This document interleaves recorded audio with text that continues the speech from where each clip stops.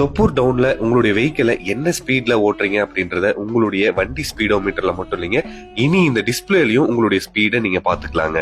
Speed enforcement system மூலயமா இங்க இருக்கக்கூடிய கேமரா மூலயமா தொப்பூர் டவுன்ல நீங்க என்ன ஸ்பீட்ல வரீங்க அப்படின்றத கால்குலேஷன் பண்ணி வைஃபை த்ரூவா இங்க இருக்கக்கூடிய டிஸ்பிளேல உங்களுடைய வெஹிக்கிள் நம்பரும் உங்களுடைய வெஹிக்கிள் என்ன ஸ்பீட்ல போதும் அப்படின்றதும் இங்க டிஸ்பிளேல ஷோ ஆகுறது மட்டும் இல்லாம இங்க இருக்கக்கூடிய சர்வர்ல ஸ்டோரும் ஆக ஆரம்பிச்சிருங்க. இன்கேஸ் தொப்பூர்ல ஆக்சிடென்ட் நடக்குது அப்படின்னா ஆக்சிடென்ட் ஆன வெஹிக்கிள் என்ன ஸ்பீட்ல தொப்பூர் டவுன்ல டிராவல் பண்ணுச்சு அப்படின்றத இந்த டேட்டா மூலமா நம்ம பாத்துக்கலாங்க.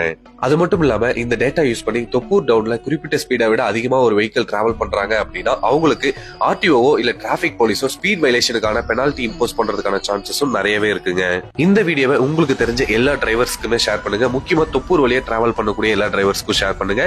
ஒவ்வொரு டிரைவர்ஸும் தொப்பூர் டவுன்ல ஸ்லோவா டிரைவ் பண்றாங்க அப்படின்னா அவங்க பெனால்டில இருந்து மட்டும் தப்பிக்கிறது இல்லாம விபத்துல இருந்து தப்பிக்கிறதுக்கான வாய்ப்புகளும் நிறையவே இருக்குங்க.